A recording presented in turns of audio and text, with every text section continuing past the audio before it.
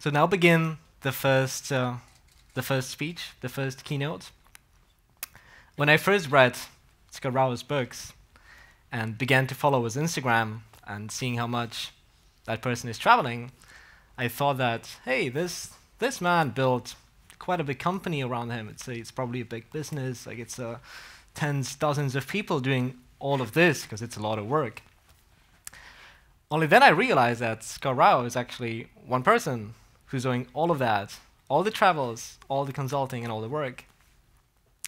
And when I saw the amount of books he published, that he's been in the industry from 1993, which is, I'm not saying it's the year I was born, I'm not saying that. He became one of the leaders in the coffee roasting world. He roasted on more than 350 coffee roasting machines, and I can't wait to listen to him, to what he has to say. So ladies and gentlemen, please welcome to the stage the man and the legend, Scott Rao.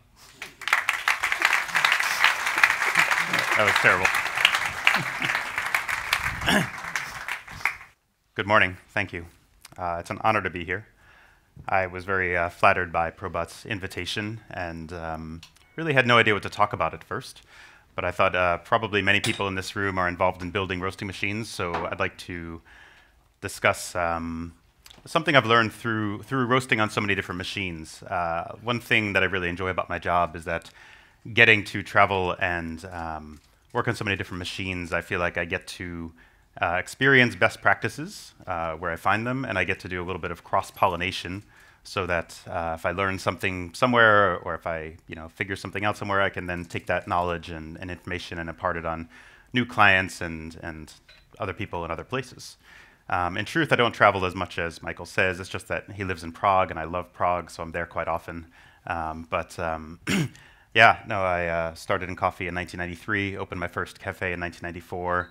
I've probably owned about 6 or 7 roasting machines myself, and through consulting, I've had the great fortune, really, to work on so many different machines, and that's probably what keeps me doing what I do, is just that it's really interesting to get to put my hands on so many different machines and to see so many different systems and so many different roasteries, because there's a lot of learning and challenge in that, because part of my job, if someone hires me, is to walk in and literally immediately help them make their coffee better.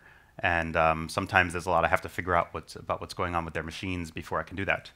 One of the things that's most important is how are they collecting their roasting data, and how are they presenting and viewing that data. And there's quite a wide variety of practices out there, and I think that there's a lot to talk about there, especially in a room full of people interested in roasting machines. I thought this could be an interesting topic. So we're going to talk about bean probes, their locations, their speed, and then looking at the data that comes from them, and perhaps talking about ways to optimize that dynamic. So before data logging equipment, before programs like Cropster, which is kind of the standard kind of general solution people use, almost all bean probes and roasters were on the slower and thicker side. So thermocouples, when they're wider in diameter, they tend to have more thermal mass, and they tend to have more what we call thermal lag. So because the probe has its own mass, it's hard to make it change temperature as fast as you'd want it to. So especially early in a roast when bean temperatures are changing quickly, the probe sometimes is lagging. It's trying to catch up to what's going on with the beans. Typically, until everybody started having this logging software and seeing curves, manufacturers would just kind of put probes anywhere in the machines almost, and a lot of times the probes were maybe a little bit too high or maybe a little bit too close to the center axle, which made it the reality that on very small batches, let's say one was to put, say, 4 kilos in a 12-kilo machine or something like that, the probe might not be in the bean pile. And if that's the case, the quality of the data can suffer a little bit, and we'll look at that later. Back before data logging equipment software, many people, and myself included, would keep spreadsheets. I have probably about 3 or 4 meters high of books from the 90s of just scribbled notes of thousands and thousands of roasts, and that was a lot of work. It was a lot of work to be tracking the machine, making adjustments, and scribbling temperatures every 30 or 60 seconds. And man, I was really happy when they came out with software to do that. That made life a hell of a lot easier.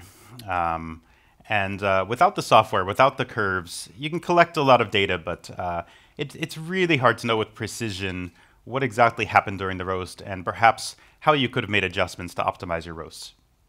And there's a phenomenon in roasting where the ROR, the rate of rise, which is basically how fast is the bean temperature changing per minute. An ROR curve, as you'll see in a moment, let's see, I'll skip ahead and then come back. This curve that looks like a mountain with the peak on the left side is an ROR curve. Typically, you'll see it on the screen. It'll go up and then it'll come down throughout a roast. But before the data logging equipment, most roasts looked like this, and many roasts still do. But the idea is that this ROR might peak, begin to come down, which is very natural during roasting. But then if one doesn't lower the gas sufficiently or make other adjustments, the ROR might begin to rise before first crack. This is a phenomenon that I believe happens because the amount of moisture coming out of the beans decreases quite a bit right before first crack and might even stop. And without that cooler moisture coming out of the beans, the surface temperature of the beans might want to rise or at least not slow down as much. And if that happens, there's something called a crash, which can alter the flavor of the coffee. So the ROR can drop precipitously. And then if you're still not managing your roast well, the ROR might begin to rise again at the end. And there's actually a lot of meaning in curves like this. And without expressing opinions about how your coffee should taste or what you should like, I think it's fair to say that little rise makes coffee slightly roastier tasting. So even at a lighter roast, you might have a little hint of roasty flavor that you may not have desired. The crash can take away some of the sweetness and roundness and make coffee a little bit flatter or hollower. And that flick at the end, especially if it's exaggerated, can make coffee taste quite a bit roastier. Not necessarily dark on the outside. The coffee might be quite light, but if it accelerates a lot at the end, you get a little bit more of a roasty flavor. So having this visual became an incredible tool. So regardless of what your goals are, regardless of how you like your coffee, having this information as opposed to this is incredibly valuable. So this is what one of my clients' sheet looked like in 2011. They didn't yet have data logging software. They used a machine called a Schuyler, which I'm curious, I was always under the impression this was a 1920s machine with a perforated drum inside of a solid drum, separated by perhaps a few millimeters. Did PROBAT actually, I thought they might have bought the Schuyler company ages ago. I had various reasons to believe that, but who knows? But there's a few Schuyler's out there in the world. They're interesting machines, and as you could see, among other things, this person was trying to manage the roaster, but also missed a few temperature readings because this process of scribbling all the numbers can be challenging, especially if you need to kind of run around and change a lot of settings as you go. So good riddance to these days. This is much more helpful, much more relaxing too, quite honestly. And also, what most of us do is we roast, we manage the curve while we're roasting, and then when we cup, during cupping or after cupping, we refer back to these curves and we say, all right, what happened with the data? What happened in the cup? How do we learn from this?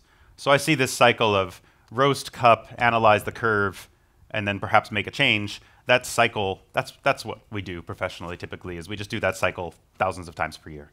And that's my entire job really, is that cycle. And that to me is kind of where the excitement in the roasting process is in that analysis, the tasting and analyzing and then being able to visualize the changes.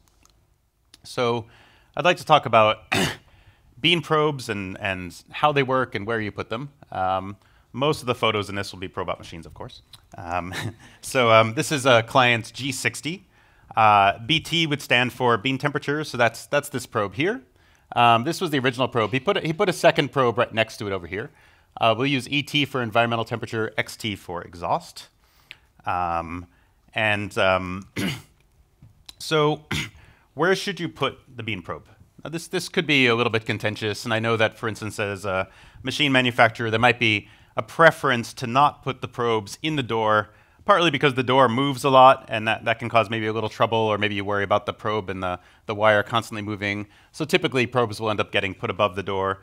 But there are reasons to put the probe in the door that really are quite meaningful. So in this case, one of my clients, we were talking about where to put a probe, and he was the kind of guy who was always game to try things out. So he put a plexiglass door on his machine and ran a roast without actually cooking the coffee. He just let the green spin around at the proper RPM and we looked at where the bean pile was. And so obviously the arrows are showing that the roast is going in this direction, so we're going clockwise. And as you can see, somewhere around these green circles, anywhere really in this area, is kind of the heart of the bean pile. And this was a very small batch relative to the capacity of his machine. And our goal really was to put the probe in a place that would work extremely well and be in the bean pile, no matter how small of a batch, within reason, no matter how small of a batch that he wanted to roast. Because he wanted the flexibility of going down to quite a small batch, perhaps 10% of capacity, and still have good bean data. And as you can see here, where the green circles are is there's other options, but that's kind of the heart of the middle of the pile.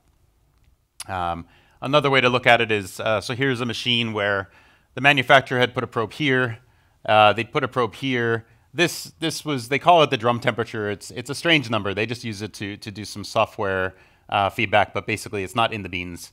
This is in the beans, but based on that last diagram and this is a pretty small machine based on the high RPMs. Really, the heart of the bean pile would be somewhere like that green circle.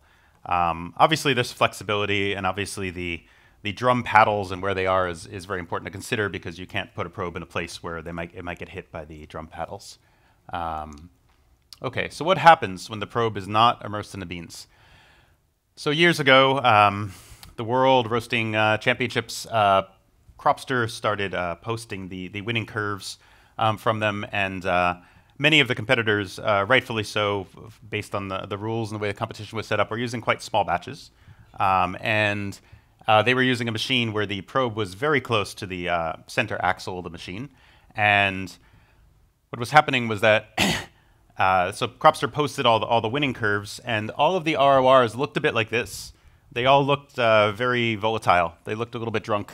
And people were commenting online and reading into this information, and people were saying, oh, okay, so a good ROR looks like this, and other people were saying, obviously, that Scott Rayo was an idiot because ROR shouldn't be smooth and all these things. But I just pointed out that no, really what was happening was we didn't have very good data because the probe was actually not in the beans.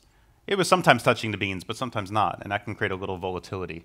So this is one thing that can happen when the probe is not in the beans. This is an extreme case, and obviously if you look at the environmental temperature, the red line, whoever was roasting this coffee was doing some strange things with the gas, and they making a lot of volatility here. But the these two bean curves, the one that ends up being on top at the end, that one's the one that's lower in the pile. This black one is the one that's a little bit higher, sort of like in that previous photo we saw of that machine with the two probes. And as you can see, simply being in the bean pile gave us a different reading, and it gave us a smoother reading. But being out of the bean pile gave us a little bumpiness. And then when you take the ROR of one of those, it looks extremely volatile. So this is what I would call very low quality data. I wouldn't want to read too much information into this roast. And this is why I think that the probe location is so important. Another important aspect of your probe and your data collection is how fast is your probe. Now, generally speaking, a probe with smaller diameter and less thermal mass will be a little bit more responsive. These are two very small probes, and yet you'll see that they behave very differently. I have a client in a place in Australia called Toowoomba, which I always love saying. He's another guy who's kind of game for anything, and I was talking to him about probe size and speed, and I was not trying to imply anything about his probe because he had a small machine with a 3mm probe, which was great. Still, he was so curious about this, he found that he had a 1.5mm diameter probe lying around. So then that day he installed it, and the next day I get an email from him with this. And I'm thinking like, wow, I should hire this guy to do all my R&D. But this was really interesting, was that even with two very small, fast probes, the turn looks so radically different. One thing that beginner roasters often have to learn the hard way is that the turn is kind of a meaningless piece of data, meaningless in the sense that it doesn't really happen. I mean, if you think about it, the beans were perhaps 20 degrees Celsius when they were put in the roaster. So the probe, though, makes it look like the beans started, sorry, this is in Fahrenheit, but makes it look like it started at about 210 Celsius and then came down quite a bit and came up. But of course, that's nonsense. The beans really started at about 20 and just rocketed up. So you can trust the relative accuracy of your probe somewhere around 2.5, 3 minutes into a roast. But until then, you kind of have to take the numbers with a grain of salt. So this is what the ROR curves look like from these two bean curves. And as you can see, the red one drops quite low and rebounds quite fast. So the red one's going to have a much higher ROR peak. So just like how the turn is a fake news, so to speak, the ROR peak is also not a real piece of data. It's just derived from the bean curve. So since the bean curve isn't very accurate the first couple minutes of a roast, therefore the ROR's peak is also not very accurate. One question I get from many people is, what should my ROR peak be? And the answer is, I don't know, but it doesn't, from this perspective, it doesn't matter. Perhaps roast to roast with your machine and your setup being consistent matters, but the actual number is not very meaningful. This, I think, is the most interesting slide of the day. This is that PROBAT G60 that we looked at a while ago. And actually, the 5 millimeters is wrong. Some of the data came from a 6 millimeter probe. The orange, I apologize for that. That was a misprint. And the 3 millimeter blue curve was put right next to the 6 millimeter probe. And if you look at the two RR curves, this is very interesting because these two curves are reading the exact same batch at the exact same time. They're reading simultaneously. And as you can see, the turns are radically different in their timing and how high they are. And most important to me is that the slower curve, the slower readings, produce this ROR that looks rather smooth. It doesn't look like that much is happening in that ROR curve. And yet, the more responsive probe, everything looks pretty smooth till here. And then you've got a little bit of a dip here. You've got a shelf here, which makes coffee taste a little roastier. You've got quite a crash here, which may or not matter too much. Quite honestly, if the crash is at the very end of a roast, its impact on the cup is much less than if it's, say, a minute or two before the end. But as you can see, there's a lot of action here in the blue curve that you don't really see in the orange curve. And from that client, I saw some pretty wild curves where the ROR would crash hard, flick up, and crash again, and it was something you never even saw in the orange curves. So this, to me, is the evidence why having relatively fast probes and putting them in the right location is really critical as the end users. I mean, there's many aspects to say getting to the point where you have a great roast. One is having a great machine. One is having a good plan, good beans. Another, though, is that if you don't have the right data to work with, it's almost down to luck whether you succeed and make great coffee. I would argue that until, call it the year 2000 or a little after, when perhaps some homemade data loggers were coming around, probably all roasts look something like that hump crash flick from one of the first slides, because really we just didn't have the insight about what was going on. We had that spreadsheet and we could do okay with that, but until we had this kind of data every roast, we really didn't know how to manage things. And in having this data, there was this incredible learning curve for many of us about when to change the gas, how much to change the gas, and how to really manage the curve so whatever your goals are, you could achieve them. So going back to this concept, in this case, this is a pretty classic thing I see with new clients where the ROR will get a little flat going into first crack. It'll come down quite hard.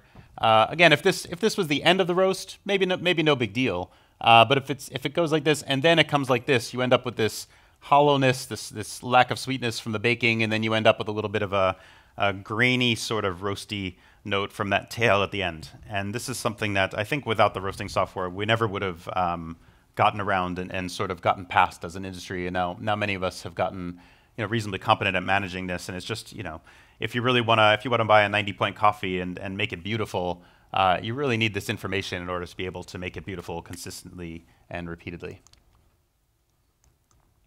So this is, don't get me wrong, I don't in any way mean to say that there's an optimal curve or that all curves should look like this, but this is just an example of, if you were to send me a curve by email and I looked at it, there'd be nothing about this curve that would jump out at me to say, oh, there's something you have to improve. I mean, there's many things you can't read. For instance, you can't look at a curve like this and know if the coffee is well developed or not, because the center of the bean may not be well developed, and of course all the temperature readings are coming from the bean's surface, and there's not a perfect relationship there. Whereas this curve, you could send it to me, and I know that this curve presents coffee that could have been a bit sweeter and could have been a little bit less with a roasty taint. But this is what I would consider like a classic competent curve. So that's all I want to talk about. I didn't want to take up too much time because I think a lot of you haven't had a cup of coffee yet. But I hope this gives you a little food for thought, and I appreciate your time. Thank you.